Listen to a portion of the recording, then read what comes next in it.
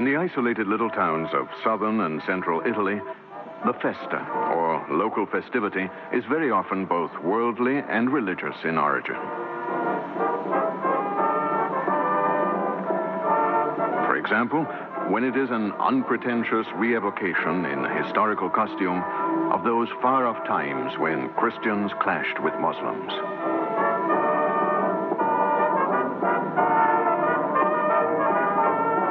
About 1,000 years or so ago, the Arabs attacked and invaded many parts of Italy, until, after a long struggle, they were vanquished by lords and princes from northern Europe, as recalled in this particular festa.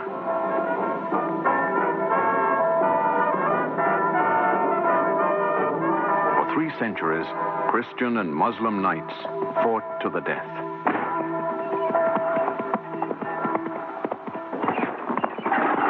The Moor was the enemy of enemies. And in the brief moments of peace, that enemy became the opponent to be challenged in tournaments and jousting matches. A truly heroic figure at one time, and then a symbolic hero. A symbol inviting attack in the kind of contest that has been preserved in many picturesque events.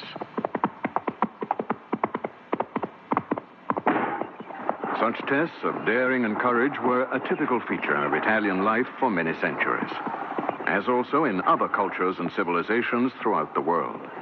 The vivid reenactment of ancient tournaments and the pageantry of the living Middle Ages, to be found in the unspoiled little towns of Italy, provide some of the most colorful material in our archives of time.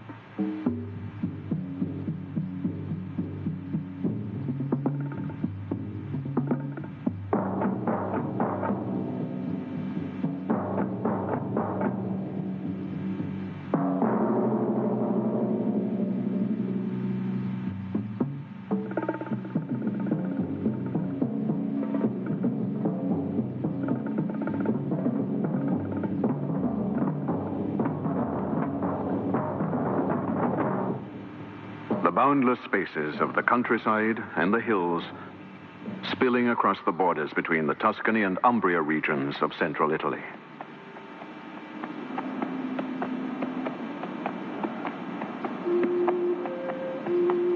A deserted world, not very far from the bustling cities of Florence and Sienna.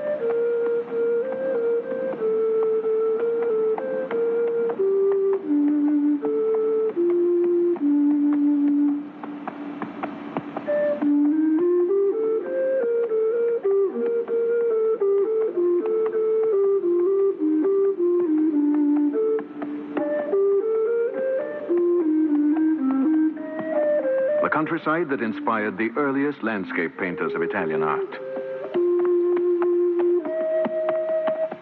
Ambrogio Lorenzetti, for example, in the 12th century.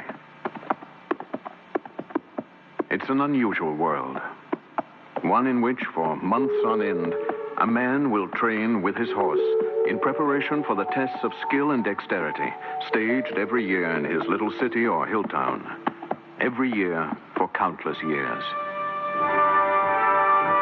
We very quickly realize that these painted backgrounds are not merely fascinating illustrations showing a world that no longer exists.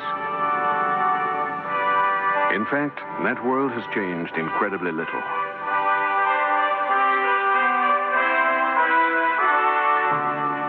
A landscape dotted with strongholds, fortified cities, and castles. Formerly places that drew mercenaries, merchants, artists.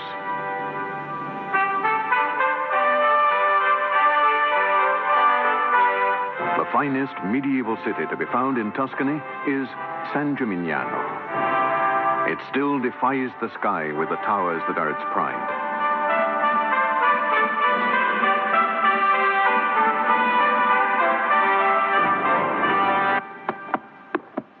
Let's journey through this land that lies outside the realm of time.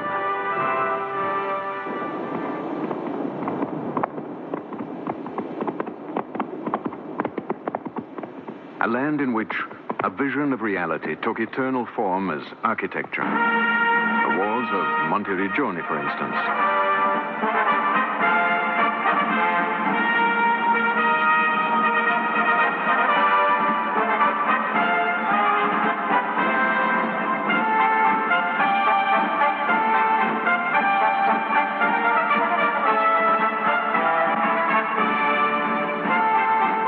And also took form as remarkable art, as in the painting of Piero della Francesca.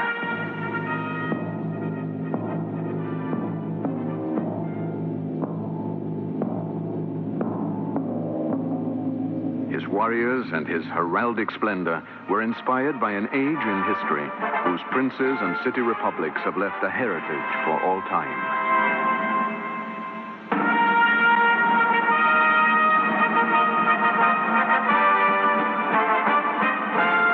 Heritage of architecture. Mirror of a model that fears no changing fashions.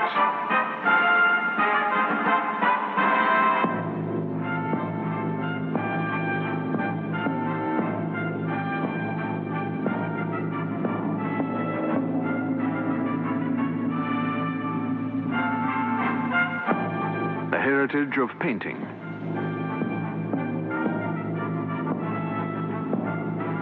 And above all, an environmental heritage.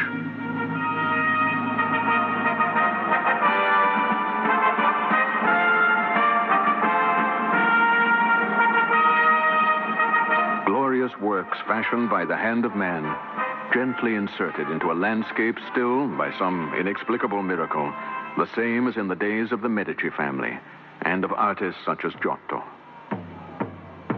The Middle Ages come to life most excitingly on the days when collective festivities are held. Festivities that create a slender but resilient chain linking past and present.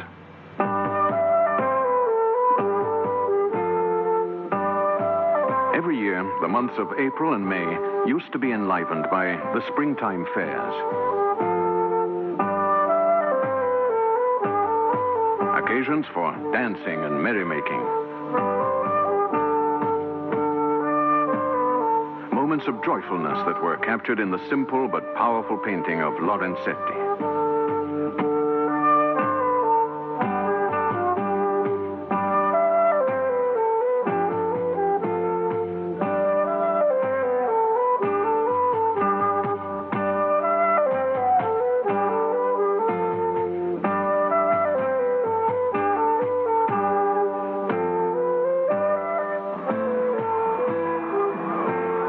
The same kind of festa is still held today, and with the same enjoyment in many old towns of Italy. Assisi, the city of St. Francis and Giotto. Here, the spring festivity is the Calendi Maggio, or May Day. Every family competes with its neighbors in devising masks, fancy dress, and games. And all the women of Assisi are proud of the typical embroidered costumes they continue to make, based on centuries-old styles that have never been forgotten.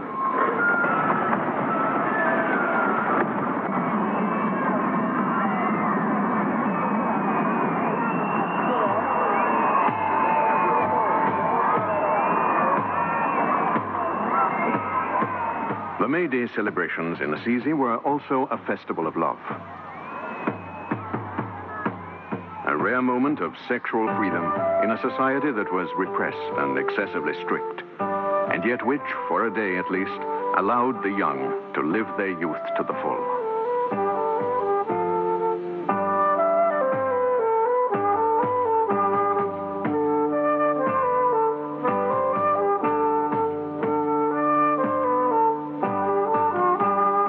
Summertime is the season for jousting tournaments. The most thrilling such event, still reenacted in the central part of Italy, where time seems to have slowed down, takes place at Ascoli Piceno.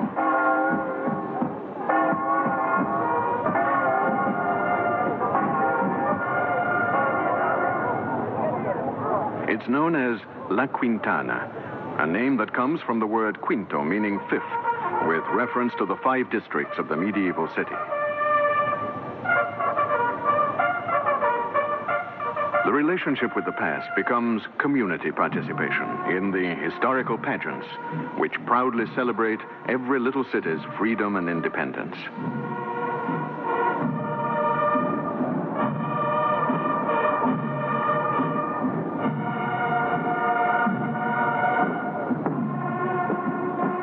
Countless memories, kept alive by the colors and dramatic movements of the banners and standards of noble families and of the city wards or districts.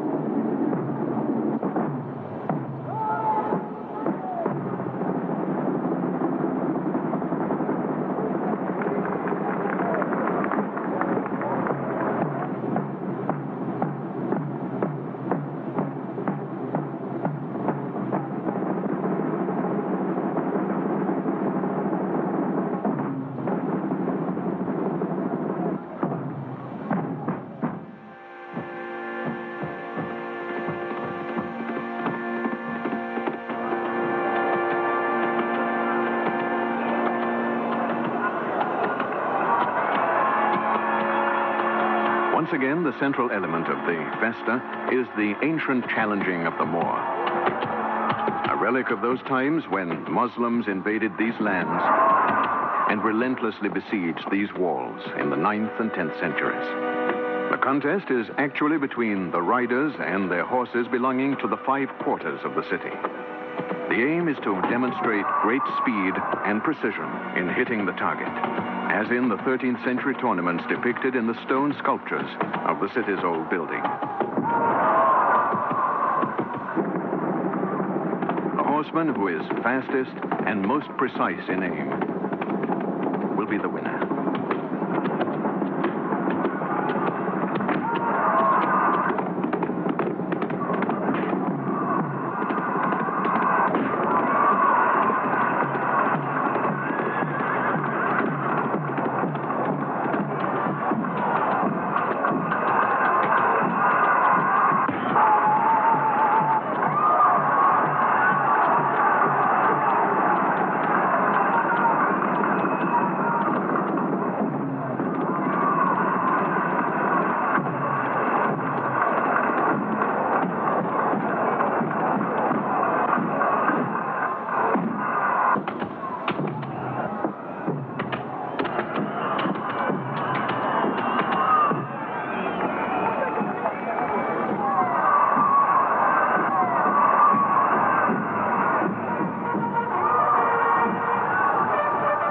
Another historical game from the time of the city-states, when impressive castles such as this at Soave defended the heart of the Venetian region in the 13th and 14th centuries.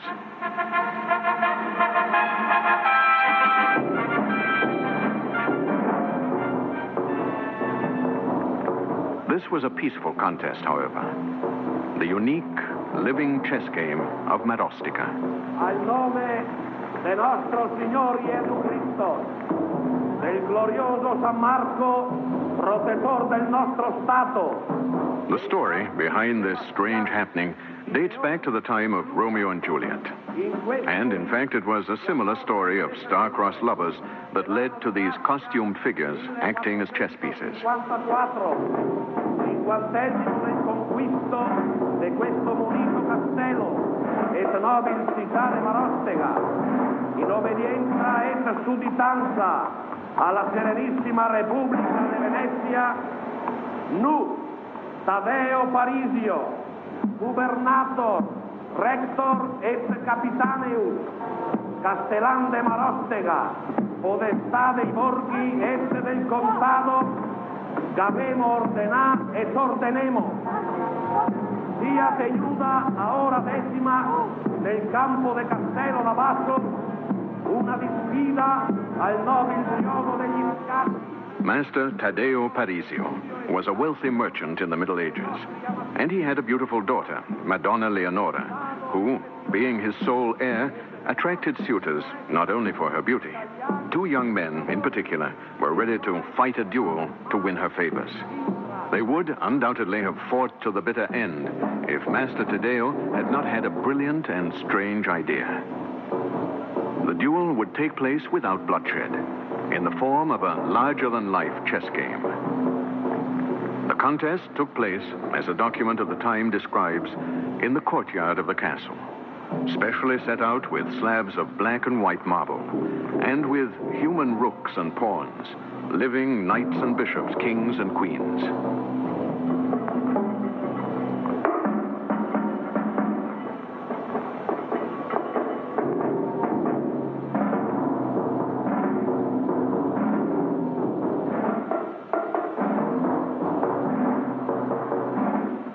Beyond the last undulating line of the Apennine Hills, we return to Tuscany. We are flying over Arezzo.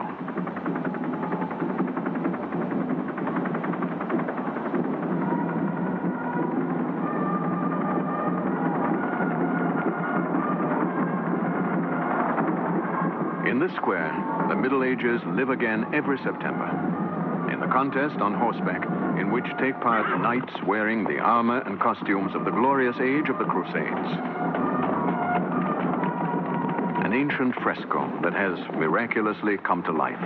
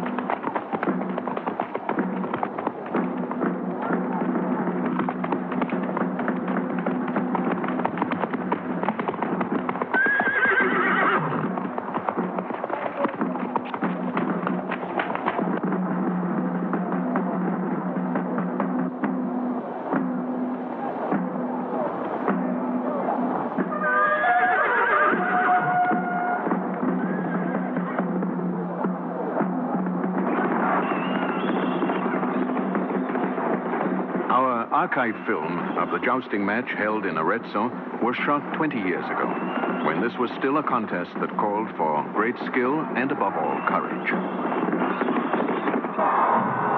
As soon as the figure of the Moor was hit, the three metal balls were swung round with great force and could knock the rider off his horse.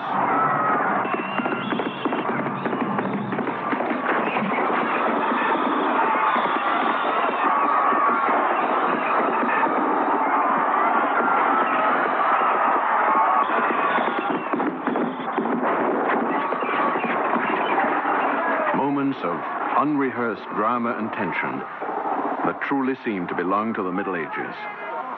The impassioned determination of the competitors. The clashes between rival factions. We can easily feel what it must have been like to live in medieval Europe. Further proof that nothing or very little has changed in these old Italian towns.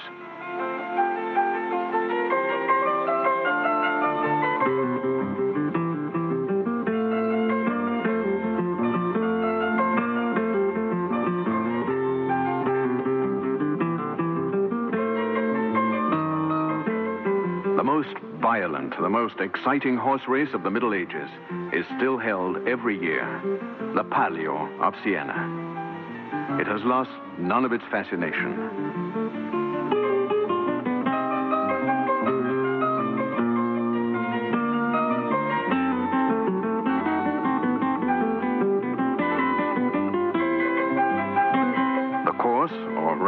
Stage setting is the great central square known as Il Campo, which was created like a huge seashell in the 13th and 14th centuries, when this city of banks and bankers was one of the richest in Europe.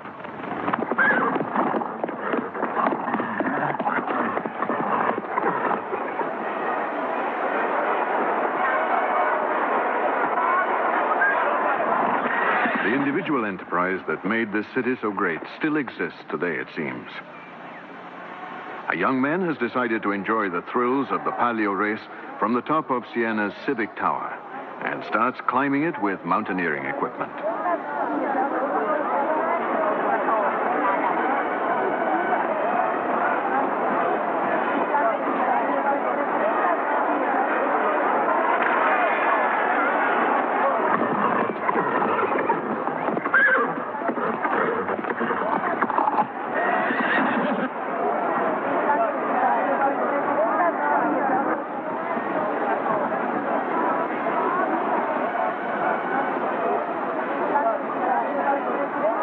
Competing for the Palio, the banner awarded to the winner, are 7 horsemen from the 7 medieval districts of the city.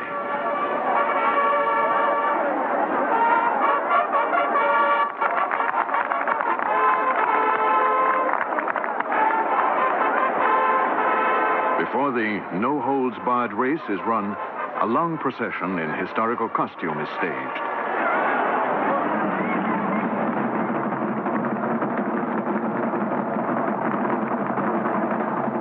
Procession of dignitaries and nobles that also includes the horses that are the real protagonists of this day. Such importance is attributed to the 7 horses that they are actually given a blessing in the parish churches of the districts they represent. A ceremony whose mixture of religious devotion and pagan superstition indicates how old this tradition must be. Vai e torna vincitore.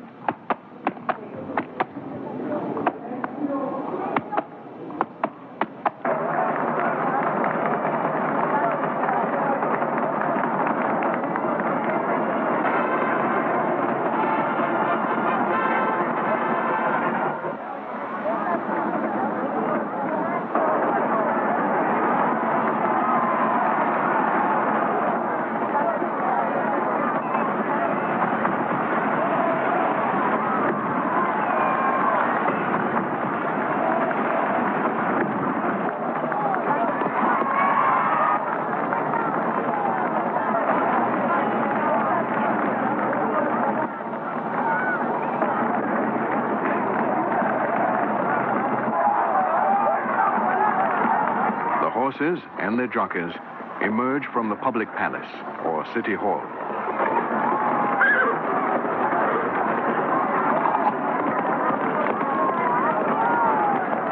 The jockeys are presented with an ox nerve whip, which they will use mercilessly on their mounts and on their rivals. The race lasts little more than 1 minute. It is sheer drama, primitive, cruel, almost inhuman. Anything goes during the frantic seconds of mad galloping, and the same as in the ruthlessly aggressive medieval days of the city. The Palio is no ordinary horse race. It's really not a race at all. There is no sporting spirit involved, no fair play. It's a throwback to the ancient Roman circus. It's an invitation to violence, an occasion for legalized bribery and corruption.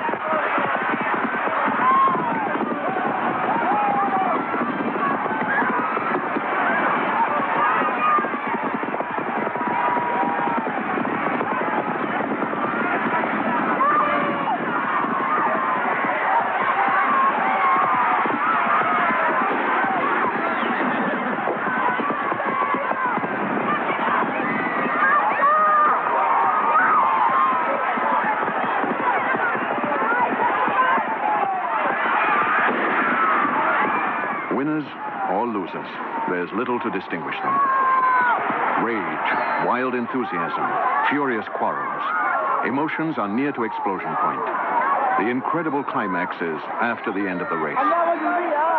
Without this extremely passionate involvement, the Paleo race of Sienna would no longer exist today, not even as a historical re-evocation. And this city would not be able to identify itself in what it has never ceased to be.